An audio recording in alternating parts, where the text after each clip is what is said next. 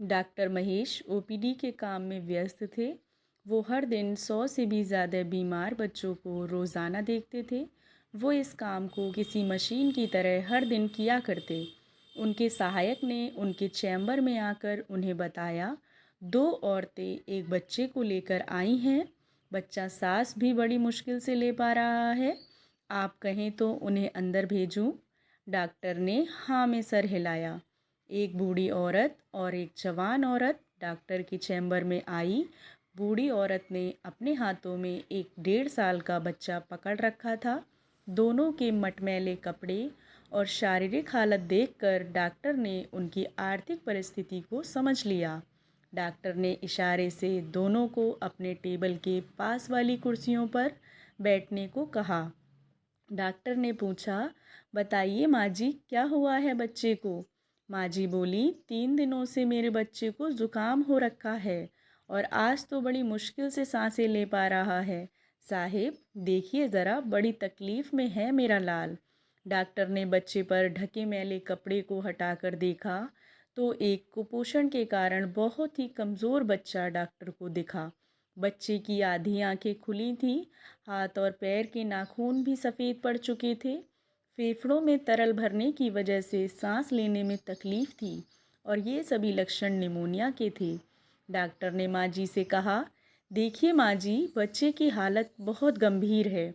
उसे तुरंत शहर के बड़े सरकारी अस्पताल में दाखिल करवाना पड़ेगा। हो सकता है उसे श्वास की मशीन की ज़रूरत पड़े। वह मेरे पास नहीं है। माँ जी ने थोड़ा हिचकिचाते हुए कहा, हमें तो लगा था हम दवाई लेंगे और घर वापस लौट जाएंगे, इसलिए हम घर से सिर्फ 300 रुपये लेकर चले थे, जिसमें से 80 रुपये तो भाड़ा में ही खर्च हो गए हैं। अब कैसे?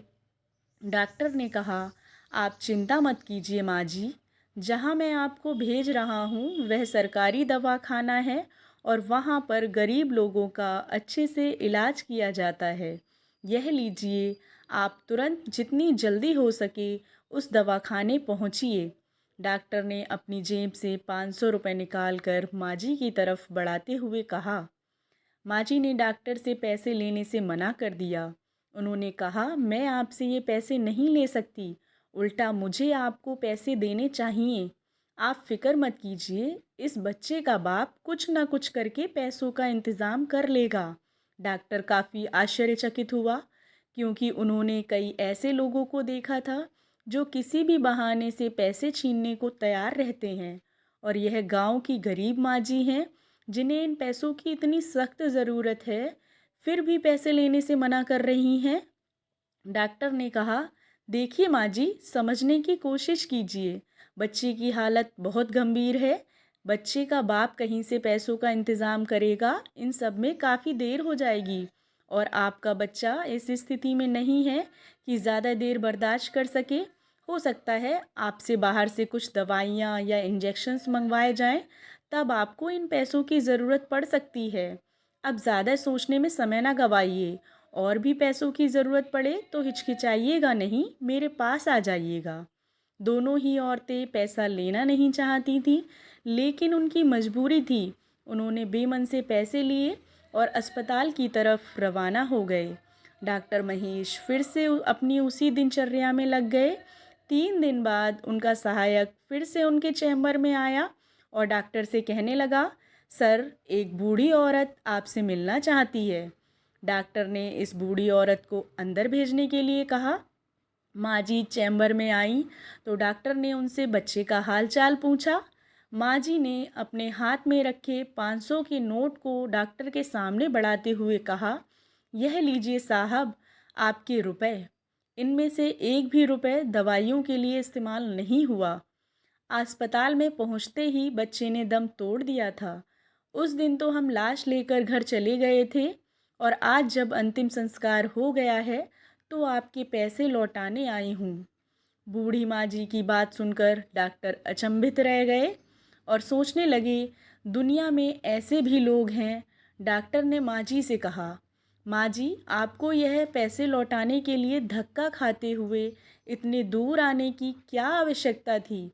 और मैं कहाँ देख रहा था कि आपने पैसे दवाइयों में खर्च किए या नहीं?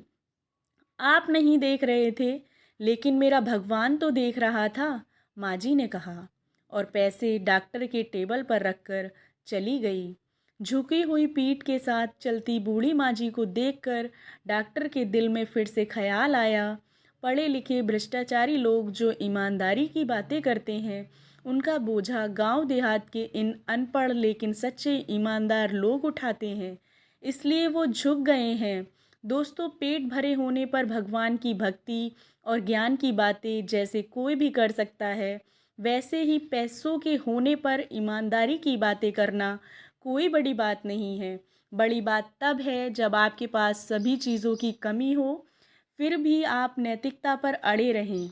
आशा करती हूँ आपको कहानी पसंद आई होगी। कहानी पसंद आई हो तो चैनल को सब्सक्राइब ज़रूर करें और कहानी को लाइक एंड शेयर करें। कहानी सुनने के लिए आप लोगों का बहुत बहुत धन्यवाद।